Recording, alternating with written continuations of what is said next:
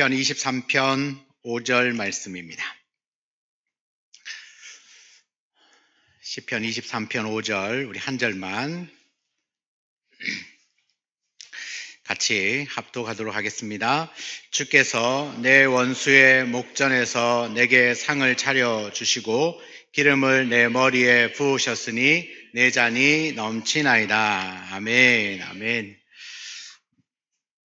여러분 들어오실 때 카드 받으셨습니까? 네, 여기 스티커를 붙이시고 매일매일 그 색깔이 달라집니다. 그래서 오늘 안 붙이면 못 붙입니다. 그래서 나중에 확인할 수가 없으니까.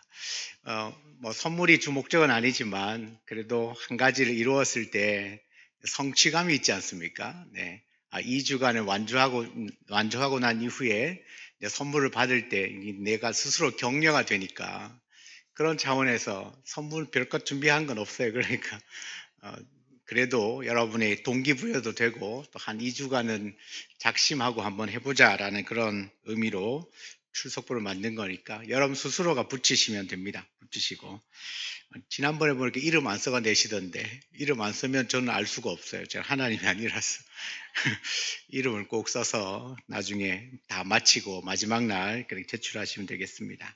하나님 앞에 귀한 예물 드리셨습니다. 우리 드린 예물 위에 기름 부어 주실 줄 믿습니다. 자, 우리 한번 이번 특세의 주제를 한번 크게 한번 외쳐볼까요? 시작. 흘러넘치게 하라. 흘러넘치게 하라. 이제 올 한 해뿐만 아니라 이제 평생 계속 가면서 이 문구가 여러분의 머릿속에 계속 맴돌기를 원합니다. 흘러넘치게 하라. 뭐든지 흘러넘치게 하라. 그러니까 우리가 살다 보면 여러 가지 한계를 만날 때가 있습니다. 내 힘보다가 내 에너지보다 내가 가지고 있는 시간보다가 더 많은 짐이 지워지거나 아니면 내가 감당할 수 없는 많은 사역들을 하게 되면 우리가 소위 말하는 과부하가 걸렸다. 그런 이야기를 하죠. 별로 여유는 별로 없는데 아무리 생각해도 시간이 빠듯한데 자꾸 이게 뭔가가 나에게 주어지거나 해야 할 일들이 많아지게 되면 굉장히 피곤한 삶을 삽니다. 여러분 신앙생활도 마찬가지입니다. 날아다닐 듯이 너무나 신나게 예수 믿는 사람이 있는가 하면 힘겹게 신앙생활을 하는 사람도 있습니다. 넘쳐 흐르는 신앙도 있고 마치 그 마른 행주를 짜듯이 쥐어 짜듯이 신앙생활을 하는 사람들도 있습니다. 두 종류죠. 하나는 흘러넘치는가 아니면 쥐어 짜는가. 이끌어가는 삶이 있고 이끌려가는 삶이 있습니다. 거슬러 올라가는 삶이 있고 그냥 떠밀려 내려가는 삶이 있습니다. 여러분 벼랑 끝에서 날아오르는 사람이 있고 또 벼랑 끝에 떨어져 죽는 사람이 있습니다. 어떤 분이 이런 이야기를 하더라고요. 신바람이 뭐냐? 신바람. 신이 준 일을 할 때 일어나는 바람. 그게 신바람이래요. 그러니까 우리가 신앙생활 할 때 신바람이 나야 하는데 억지로 마지못해서 마치 쥐어 짜듯이 그렇게 신앙생활 한다면 참 신앙생활 하는 건 좋은 일인데 그것이 일처럼 어떤 무거운 짐처럼 여겨진다면 정말 신앙생활이 정말 신날까 재미있을까 할만할까 그런 생각을 하게 되는 거죠. 여러분 무슨 일을 해도 신바람이 나야 합니다. 신앙생활에도 신바람이 나야죠. 신바람이 뭐라고요? 하나님이 주신 일을 할 때 일으키는 바람. 신바람으로 하면 별로 힘이 덜 들어요. 뭐든지. 어떻게 성도들이 신나게 신앙생활을 할 수 있을까? 여러분, 제가 이 주제를 정하게 된 첫 번째 목적입니다. 어떻게 하면 우리 성도들이 신바람 나게 신나게 신앙생활 할까? 예를 들면 이 새벽 기도도 아니면 뭐 예배들, 각종 우리 공예배들 또 뭐 전도 여러 가지 선교 여러 가지 사역들이 있는데 이것들을 억지로 그냥 마지못해서 하는 게 아니라 진짜 신나서 그 시간이 기다려져서 그렇게 신앙생활을 좀 할 수 없을까 그런 고민을 하다가 그러면 우리 안에 뭐든지 이렇게 흘러넘치면 이 흘러넘친다는 자체가 신바람이 난다는 거거든요. 신나니까 뭐든지 이제 만족하지 않고 더 풍성한 것을 계속 갈망하지 않겠습니까? 그럼 어떻게 우리가 신앙생활을 할 때 신나게 할 수 있을까? 그리고 성도들이 신나게 신앙생활을 할 수 있는 이유는 뭔가? 그건 딱 첫 번째 떠오르는 것이 예수 생명입니다. 요한복음 10장 10절에 보면 내가 온 것은, 그냥 색깔로만 보십시오. 내가 온 것은 양으로 생명을 얻게 하고 더 풍성하게 얻게 하려는 것이다. 예수님이 오신 이유가 생명을 주시기 위하여 오셨다는 겁니다. 근데 생명을 얻을 뿐만 아니라 더 풍성하게, 더 풍성하게가 흘러넘치는 겁니다. 예수님이 우리에게 생명을 주기 위하여 이 땅에 오셨고 그 생명을 풍성하게 누리게 하기 위해서입니다. 여러분, 이 예수 생명을 얻게 되면 풍성을, 흘러넘치는 삶을 경험하게 된다는 거죠. 왜냐하면 예수 안에 있는 생명은 부활의 생명이고 영생의 생명이고 또 이 생명은 예수님 안에만 있는 생명이기 때문에 그렇습니다. 여러분, 이 생명이 얼마나 중요하냐면, 여러분, 큰 강물에 그 큰 널판지가 이렇게 떠내려갑니다. 그죠? 그런데 물에 가만히 보면 조그마한 송사리는 떠내려가지 않습니다. 그 물을 거슬러 올라갑니다. 아무리 큰 나무도 물결을 견디지 못하고 다 떠내려갑니다. 그런데 너무 작고 작은 송사리 한 마리는 그 물에 떠내려가지 않고 거슬러 올라갑니다. 차이가 뭘까요? 그렇죠. 생명입니다. 생명. 얼마나 크냐, 얼마나 적으냐의 문제가 아니라 그 안에 생명이 있느냐, 없느냐의 차이입니다. 생명이 있으니까 아무리 거센 물결도 그 조그마한 물고기 한 마리가 거슬러 올라가는 겁니다. 여러분, 저기 심겨진 잡초들을 보면 약하죠? 밟으면 죽을 것 같은데 죽었습니까? 죽습니까? 안 죽어요. 그 잡초가요, 가끔씩은 바위도 뚫고 나오고요, 아스팔트도 뚫고 나와요. 왜 그렇죠? 생명이 있어서. 여러분, 생명이 있는 건 우리가 상상할 수 없는 힘이 있어요. 아주 강력합니다. 우리가 저 바위 하나를 깨뜨리려면 얼마나 큰 힘이 들어갑니까?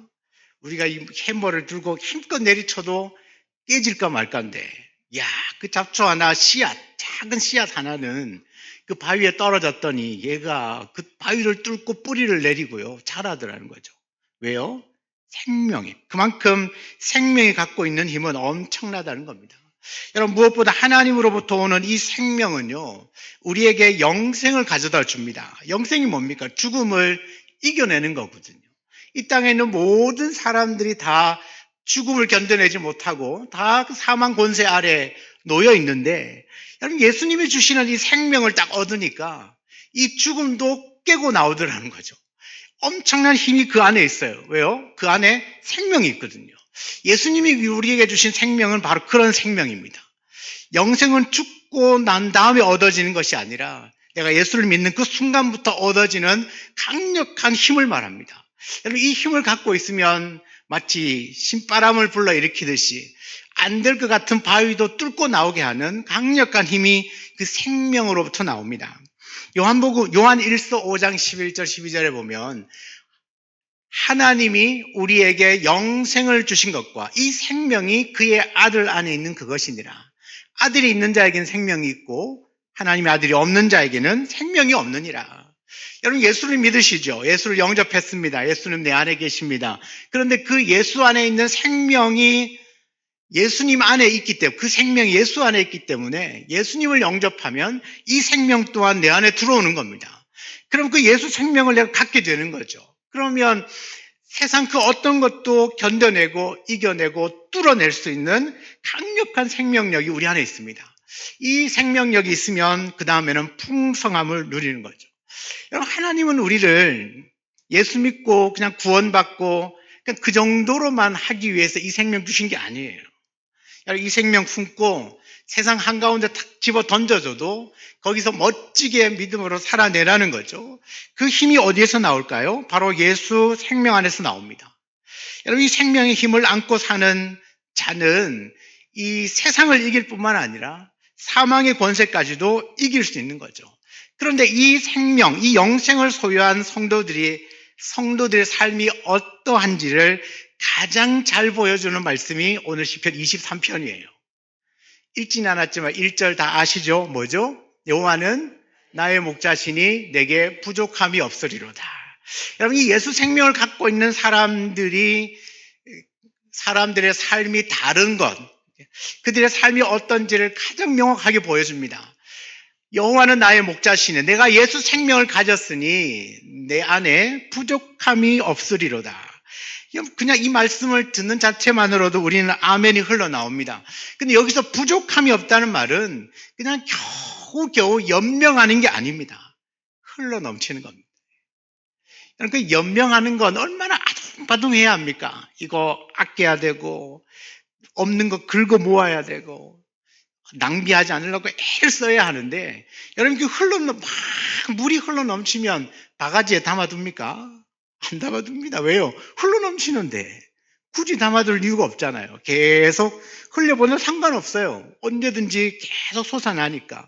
여러분, 부족함이 없다는 말은 겨우겨우 연명하는 게 아니라요, 무언가 흘러넘치는 풍성한 삶을 의미합니다. 5절에도 말하죠. 주께서 내 원수의 목전에서 내게 상을 차려주시고 기름을 내 머리에 부으셨으니 내 잔이 넘치나이다. 여러분, 원수가 보는 앞에서 하나님이 떡하니 진수성찬을 차려주는 거예요. 이 진수성찬을 만찬을 베풀어 주시는 하나님. 그때 고백합니다. 내 잔이 넘친다고 고백합니다. 여러분, 이 말씀을 하신 분을 목자로 모시고 산다면 여러분, 내 잔이 넘치는 삶을 경험할 수 있지 않겠습니까? 예수 생명이 있으면 흘러넘치는 게 뭔지를 한번 생각을 해보면 가장 쉽게 벳세다 광야에서 있었던 오병이어를 보십시오. 이 예수님이 일으키신 기적들은 그냥 거기에 모여있는 사람들을 그냥 배불리 먹이는 정도가 아니라 다 배불리 먹고도 12강주리를 남기는 겁니다. 여러분, 그것이 흘러넘치는 겁니다. 하나님은 언제나 이런 흘러넘치는 흘러넘치는 역사를 일으키시는 하나님이죠. 여러분, 하나님 나라는 이처럼 늘 풍성합니다. 모자람이 없고 다함이 없습니다. 하나님의 풍성함은 우리가 상상을 초월하죠. 그 하나님의 성품을 잘 우리에게 말씀해주고 있는 성경 구절이 있습니다. 누가복음 6장 38절 함께 읽어보겠습니다. 주라, 그리하면 너희에게 줄 것이니 곧 후히 되어 누르고 흔들어 넘치도록 하여 너희에게 안겨주리라. 여러분, 이 예수님은 그냥 째째하신 분이 아닙니다. 여러분, 왜 누르고 흔듭니까? 우리 흔들어야 더 많이 채우잖아요. 그죠? 막 흔들어야 더 많이 채우는데, 그렇게 누르고 흔드는 것도 너무너무 감사한데, 거기에 넘치도록 뭐 해주시겠다고요? 안겨주리라. 넘치도록 안겨주시는 분. 에베소서 3장 20절입니다. 읽어보겠습니다. 우리 가운데서 역사하시는 능력대로 우리가 구하거나 생각하는 모든 것에 더 넘치도록 능히 하실 이에게. 아멘. 여러분, 우리 가운데 역사하시는 그 능력대로 우리가 구하거나 생각하는 모든 것에 더 넘치도록. 여러분, 우리가 구하는 게 구하면 얼마를 구하겠습니까? 그죠? 내 한계 그 정도를 구하겠죠. 내가 생각할 때 이 정도면 된다 싶은 걸 구하겠죠. 물론 그것보다 더 큰 걸 구할 수도 있습니다. 그래도 하나님 보실 때는 엄청난 한계가 있는 거죠. 그 놀라운 사실은 우리가 어떤 것을 구하든지 주님은 주실 때 더 넘치도록 주신다. 내가 기도하는 것보다 더 넘치도록 응답해 주시는 하나님. 멋있지 않습니까? 저는 그렇게 늘 기도해요. 하나님, 내가 기도하지만 이 기도가 내 한계 안에 갇혀 있으니까 항상 더 넘치도록 부어달라고 기도합니다. 여러분의 기도도, 여러분 기도하지만 언제나 더 넘치도록 부어주실 것을 기대하시고 기도하시길 바랍니다. 마지막 한 구절은 빌립보서 4장 19절입니다. 함께 읽습니다. 나의 하나님이 그리스도 예수 안에서 영광 가운데 그 풍성한 대로 너희 모든 쓸 것을 채우시리라. 아멘. 여러분, 너희 모든 쓸 것을 채우시는데 어떻게 채우시죠? 그 풍성한 대로 채우신다. 여러분, 풍성은 남는다는 뜻이에요. 쓰고도 남는다. 흘러넘치는 거죠. 하나님은 그리스도 예수 안에서 우리에게 쓸 것을 채우시되 풍성하게 채우시는 분입니다. 우리가 이렇게 항상 풍성하신 하나님을 기억하고 믿는다면 하나님께 뭘 구해야 되겠습니까? 풍성한 걸 구해야 되겠죠. 은혜도 풍성한 은혜, 여러분이 기도하는 응답받아야 될 것도 풍성하게 응답받을 수 있도록 하나님이 풍성하시고 흘러넘치시는 분이니 우리도 그 안에 그 풍성함을 누리게 된다면 여러분 신바람 나지 않겠습니까? 그냥 조그만한 것 구하는 것, 조그만한 것 얻었다고 물론 기쁘죠. 그러나 언제나 하나님을 생각할 때는 하나님은 풍성하신 하나님이시다. 여러분 사도 바울이 서신서를 기록하면서 많이 쓰는 단어 중에 지혜, 평강, 사랑, 은혜라는 단어를 많이 쓰거든요. 그런데 이런 단어를 쓸 때마다 앞에 여러분 성경 잘 보시면 따라다니는 단어가 풍성이에요. 사랑, 지혜, 평강, 은혜 이런 자주 쓰는 단어 항상 앞에는 풍성이라는 단어를 써요. 그러니까 하나님의 지혜를 풍성하게, 하나님의 평강이 풍성하게, 하나님의 사랑이 풍성하게, 하나님의 은혜가 풍성하게 여러분에게 넘치도록 채워주실 줄 믿습니다. 여러분 오늘 다윗의 고백은 딱 한마디예요. 내 잔이 넘치나이다. 흘러 넘친다는 겁니다. 여러분 이 고백은 형편이 좋아서 나오는 말이 아닙니다. 여러분 언제 이런 고백을 했습니까? 원수 앞에서 주님이 상을 떡하니 차려주실 때 내 눈앞에는 내 원수가 있는데도 불구하고 하나님이 내게 상 하나 탁 차려주시면 그것 원수들이 보는 것 어떻게 볼까요? 건들지도 못하고 어떻게 하지도 못하고 아니 이 밥을 맛있게 먹으려면 마음이 편안해야 되잖아요. 원수가 앞에 있는데 그 밥이 넘어갑니까? 그런데 시인은 뭐라고 고백합니까? 내 잔이 넘친다고 말합니다. 왜요? 하나님이 그 원수들 털끝 하나 건들지 못하도록 하시니까, 하실 걸 믿으니까 원수가 여전히 내 눈앞에 있지만 하나님이 누구이신지를 내가 알기 때문에 내 잔이 넘친다고 고백할 수 있습니다. 내가 살면서 참 어려운 일들을 겪겠죠. 말 못할 일들도 있을 것이고. 근데 우리가 그런 어려움이나 고민이나 염려가 있을 때 걱정 안 되는 사람은 없을 겁니다. 그런데 그 앞에 섰을 때 우리는 누구를 기억하냐 하면 풍성하신 하나님을 기억해야 합니다. 그리고 그 풍성하신 하나님이 나에게 허락하실 때는 내 잔이 넘치도록 허락하신다는 거죠. 그러면 분명 내가 볼 때는 염려고 걱정이고 근심이고 문제거리지만 하나님이 어떤 분이신가? 하나님은 풍성하신 하나님이시고 지금 내가 안고 있는 이 문제도 하나님의 손에 맡기면 하나님은 아무것도 아닌 거죠. 그러므로 우리가 더 이상 이 뭔가를 자꾸 쥐어짜고 막 억지로 맞지 못해서 힘들어 사는 신앙생활 그런 삶을 살지 않기를 원합니다. 이미 부어주신 생명, 이미 주신 그 은혜, 이미 넘치게 시작한 그 잔을 믿음으로 붙들고 살아갈 수 있기를 바랍니다. 하나님은 언제나 흘러넘치도록 채워주시는 분이십니다. 우리가 하나님에 대하여서 분명한 믿음을 갖고 있으면 부족함이 아니라 풍성함을 누릴 수 있고 환경이 아니라 이 모든 상황에 여호와가 나의 목자시니 내가 부족함이 없다고 고백하는 것처럼 하나님이 목자가 되고 나는 그 목자를 바라보며 목자를 따라가게 되면 부족함이 없는 인생이 되는 거죠. 그래서 쥐어짜는 신앙이 아니라 흘러넘치는 신앙생활을 할 수 있기를 바랍니다.